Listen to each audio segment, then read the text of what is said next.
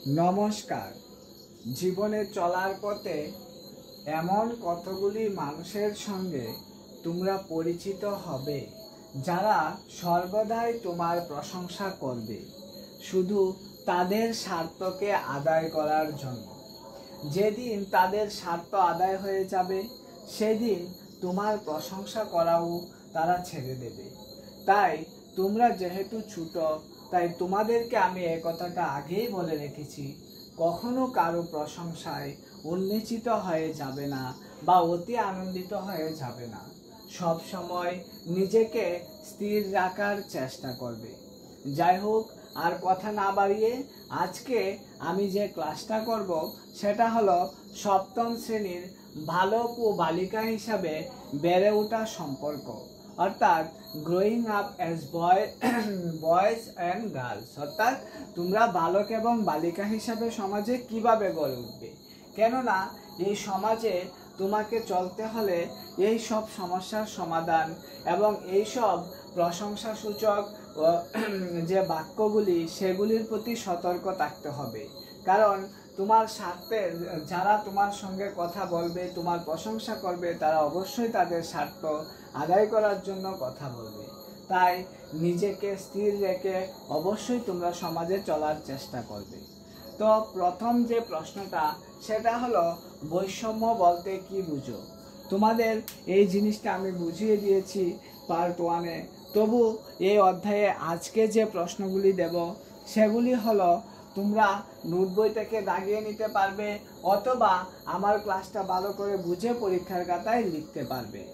আর যদি ক্লাসটা সম্পূর্ণ দেখো তাহলে অবশ্যই তোমাদের অনেক শর্ট কোশ্চেন আমি এখান থেকে বলে দেব। তো লিঙ্গ বৈষম্য বলতে কি বুঝো? না, লিঙ্গ বৈষম্য বলতে সহজ কথায় সমাজে বিভিন্ন শ্রেণীর মানুষের মধ্যে ভেদাভেদকে বোঝায়। রাজনৈতিক, সামাজিক ও অর্থনৈতিক ক্ষেত্রে প্রত্যেকের সুযোগ সুবিধা এক না হওয়ার বৈষম্য এক না হওয়ায় বৈষম্যের লক্ষণ। অর্থাৎ বৈষম্য বলতে এক কথায় শ্রেণীর মানুষের, অর্থাৎ বিভিন্ন শ্রেণীর মানুষের ভেদাভেদকে, অর্থাৎ হিন্দু, মুসলমান, খ্রিস্টান, জৈন, বুদ্ধ, তাছাড়া হলো কি গরিব, ধনী, উঁচু নিচু, এসব জিনিসকেই বোঝানো হয় লিঙ্গ বৈষম্য। তারপর হলো লিঙ্গ বলতে কি বোঝায়। এবার লিঙ্গ বলতে বোঝায় সমাজে পুরুষ ও মহিলাদের মধ্যে যে শারীরবৃত্তীয় পার্থক্য এবং সামাজিক মূল্যবোধ জড়িয়ে আছে তাদের মধ্যে প্রভেদ সৃষ্টি করা হলে তাকে লিঙ্গ বৈষম্য বলে। ঠিক আছে, সমাজে পুরুষ এবং নারীর মধ্যে যে সামাজিকগত পার্থক্য রয়েছে এগুলিকেই বলা হয় কি লিঙ্গ বা লিঙ্গ বৈষম্য। ঠিক আছে, তারপর হলো কি সামুয়ান দ্বীপের বালক শিশুরা কি কাজ করত। তোমাদের সামুয়ান দ্বীপ সম্পর্কে আমি পার্ট 1-এ অবশ্যই বুঝিয়ে দিয়েছি। এবার পার্ট 2-তে তোমাদের সামুয়ান দ্বীপের বালক শিশুরা কি কাজ করত। না, সামুয়ান দ্বীপের বালক শিশুরা 9-10 বছর বয়স হলেই সামুয়ান দ্বীপের বালক শিশুরা বাড়ির বাইরে মাছ ধরা এবং নারকেল গাছ রোপণ করা ইত্যাদি কাজ করত। অর্থাৎ বাড়ির বাইরে মাছ ধরা অথবা নারকেল গাছ রোপণ করা এইসব কাজ করত। এবার হলো পৃথক খেলনার মধ্যে দিয়ে বাচ্চাদের কি বোঝানো হয়, অর্থাৎ আলাদা আলাদা খেলনা দিয়ে বাচ্চাদেরকে কি বোঝানো হয়, যে সামাজিক প্রথাটা রয়েছে সেখানে পৃথক খেলনার মধ্যে দিয়ে বাচ্চাদের বোঝানো হয় তারা ভবিষ্যতে পূর্ণবয়স্ক পুরুষ এবং মহিলা হবে। তাদের জীবনধারা বিভিন্ন রকমের, অর্থাৎ ছেলেদের এক রকমের খেলনা, মেয়েদের এক রকমের খেলনা, এবং তারা ভবিষ্যতে যে জিনিসগুলো হতে চায় সেই জিনিসগুলোকে তারা বোঝানোর চেষ্টা করে। তারপর হলো গৃহ পরিচারিকাদের কি ধরনের কাজ করতে হয়। গৃহ পরিচারিকা সম্পর্কে আমি তোমাদের বলেছি, মানে গৃহ পরিচারিকা কাদের বলা হয়। তো গৃহ পরিচারিকাদের কি ধরনের কাজ করতে হয় তাহলে তোমাদের অবশ্যই জানতে ইচ্ছুক যে গৃহ পরিচারিকারা কি ধরনের কাজ করে। তোমরা জানো, তবু তোমাদেরকে আমি জানিয়ে দেওয়া আমার কর্তব্য, তাই জানিয়ে দিচ্ছি। এবং যদি আমি তোমাদের বুঝিয়ে দিই তাহলে তোমরা আরেকটু ভালো করে লিখতে পারবে।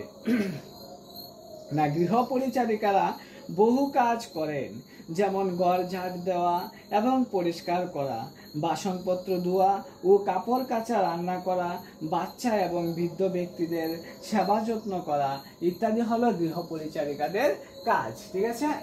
কাপড় ধোয়া, বাসন মাজা, বাচ্চা এবং বৃদ্ধদের পরিষেবা করাই হলো কি গৃহ পরিচারিকাদের কাজ। এবার হলো বৈষম্য সম্পর্কে সংক্ষেপে আলোচনা করো। মানে বৈষম্য কি, আমি তো তোমাদের প্রথমেই বলে দিয়েছি বৈষম্য কি।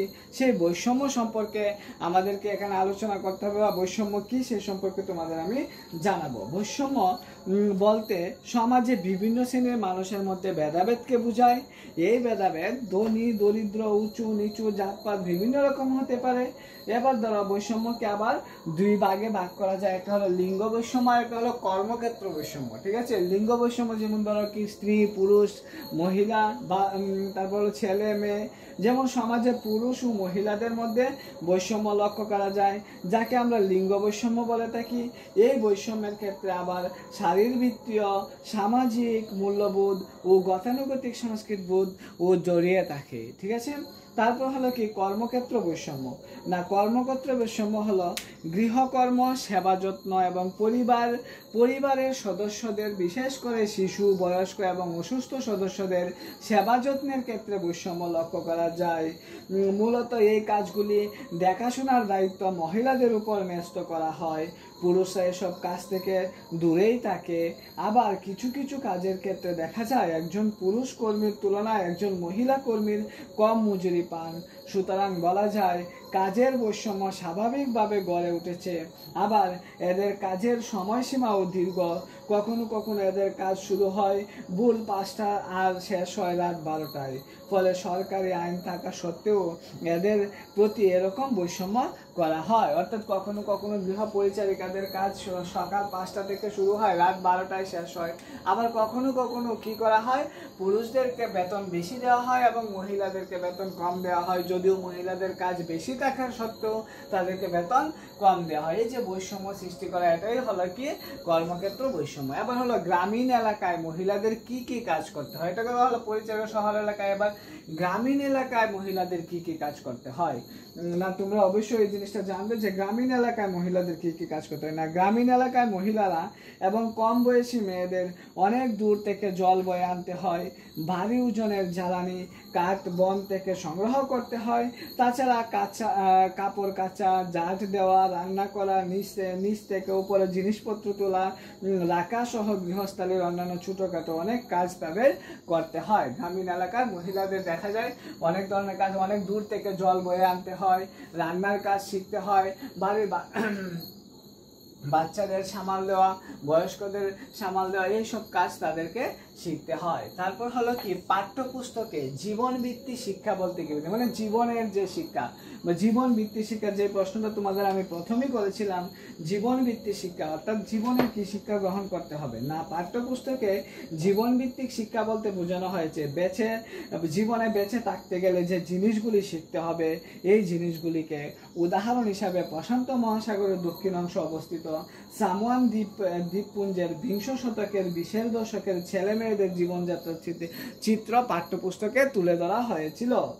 সে সময় তারা মূলত বয়স্কদের কাছ থেকে বাড়ির কাজকর্ম অথবা শিশুদের কিভাবে যত্ন নিতে হয় তা শিখত। তাছাড়া মৎস্য শিকার তাদের জীবন ছিল একটা গুরুত্বপূর্ণ কাজ। তাই দেখা যায় যে সামোয়ান যুবকরা শৈশবকাল থেকেই তাদের নানা কলা কৌশল আয়ত্ত করত। অর্থাৎ বাচ্চারা যখন হাঁটতে শুরু করত তখন থেকে মা বাবা বয়স্করা তাদের দেখাশোনা বন্ধ করে দিত। তাদের দেখাশোনার দায়িত্ব থাকতো 5-7 বছর বয়সী শিশুদের উপর। আবার 9-10 বছর বয়স হলেই সামোয়ান বালকরা বড়দের সঙ্গে শিকারে যাওয়া, মাছ ধরা এবং নারকেল গাছ রোপণ করতে সাহায্য করত। তেমনি মেয়েরা মাছ ধরা ছাড়াও জুড়ি বোনা, বাগিচার কাজ, রান্নার কাজের মতো আরো অন্যান্য কাজের পুরুষদের সহায়তা করত। এগুলিকে জীবন ভিত্তিক শিক্ষা বলে চিহ্নিত করা হয়। অর্থাৎ জীবনে চলতে গেলে যে শিক্ষাগুলি গ্রহণ করতে হবে সেই শিক্ষাগুলিকে কথা এখানে বলা হয়েছে। এবার হলো লিঙ্গ বৈষম্য কেন সমাজ সৃষ্ট বলা হয়, লিঙ্গ বৈষম্যটাকে কেন সমাজের সৃষ্ট বলা হয়।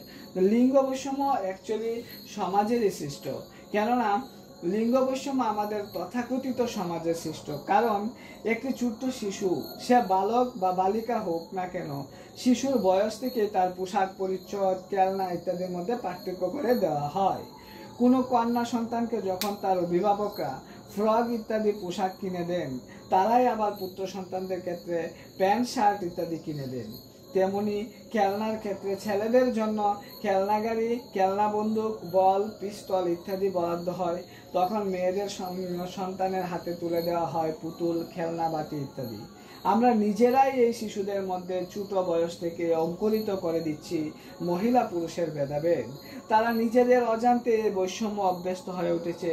তাই আমরা বলতে পারি লিঙ্গ বৈষম্য সমাজ সৃষ্ট এবং খুবই লজ্জাজনক। অর্থাৎ লিঙ্গ বৈষম্য অ্যাকচুয়ালি সমাজ সৃষ্ট। একটা ছেলে একটা মেয়ে ছোট থেকে জানে না সে ছেলে কিনা মেয়ে, অর্থাৎ তাকে বেশভূষা, পোশাক পরিচ্ছদ, খেলনা এইসবের মাধ্যমে বুঝিয়ে দেওয়া হয় সে একটা ছেলে, তাকে সমাজে এইভাবে থাকতে হবে, সে একটা মেয়ে, তাকে সমাজে এইভাবে থাকতে হবে। এই যে বৈষম্য বা ছোট থেকে যে শিখে ওঠাটা, এটাকে বলা হয় কি লিঙ্গ বৈষম্য। এবার হলো গ্রামীণ এলাকায় মহিলাদের কি কি কাজ করতে হয়। গ্রামীণ এলাকায় মহিলাদের কি কি কাজ করতে হয় এটা তো আমি আগেও দিয়ে দিয়েছি, আর বোঝাতে হবে না। এবার হলো লিঙ্গ বৈষম্য কেন সমাজ সৃষ্ট বলা হয়, লিঙ্গ বৈষম্য কেন সমাজ সৃষ্ট বলা হয় এটাও আমি বলে দিয়েছি।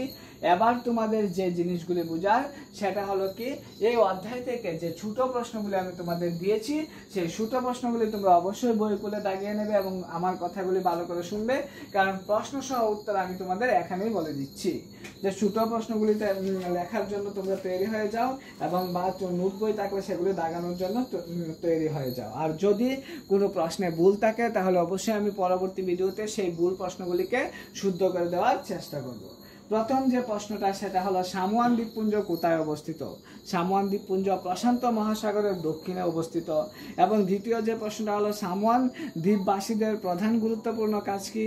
সামোয়ান দ্বীপবাসীদের প্রধান গুরুত্বপূর্ণ কাজ ছিল মৎস্য শিকার করা। তৃতীয় যে প্রশ্নটা সেটা হলো কত বছর পর সামোয়ান দ্বীপের মহিলারা বালিকারা বা স্বাধীনতা ভোগ করত। 13 বছর পর সামোয়ান দ্বীপের মহিলারা বা বালিকারা স্বাধীনতা ভোগ করত।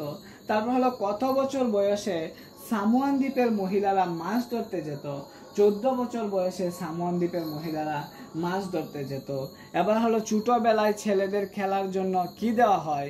ছোটবেলায় ছেলেদের খেলার জন্য খেলনা গাড়ি দেওয়া হয়। ছোটবেলায় ছেলেদের খেলার জন্য খেলনা গাড়ি দেওয়া হতো, আর মেয়েদের খেলনার জন্য দেওয়া হতো পুতুল। ঠিক আছে।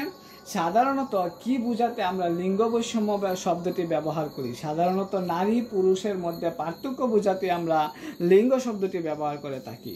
এবার যে প্রশ্নটা সেটা হলো 1960-এর দশকে মধ্যপ্রদেশের ছেলে ও মেয়ের কোন শ্রেণী থেকে পৃথক স্কুলে যেতে হতো।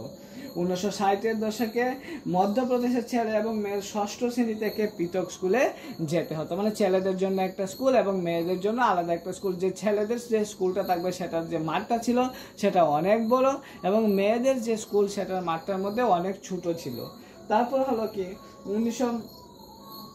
কারা সাধারণত বাড়িতে গৃহ পরিচারিকা নিয়োগ করেন। কারা নিয়োগ করেন? শহর এবং মহানগরী বাসিন্দারা সাধারণত বাড়িতে গৃহ পরিচারিকা নিয়োগ করেন। তারপর হলো মহিলাদের স্বার্থে সরকার দেশের বিভিন্ন গ্রামে কি স্থাপন করেছে। মহিলাদের স্বার্থে সরকার দেশের বিভিন্ন গ্রামে অঙ্গনারী কেন্দ্র ও শিশু রক্ষণাগার স্থাপন করেছে।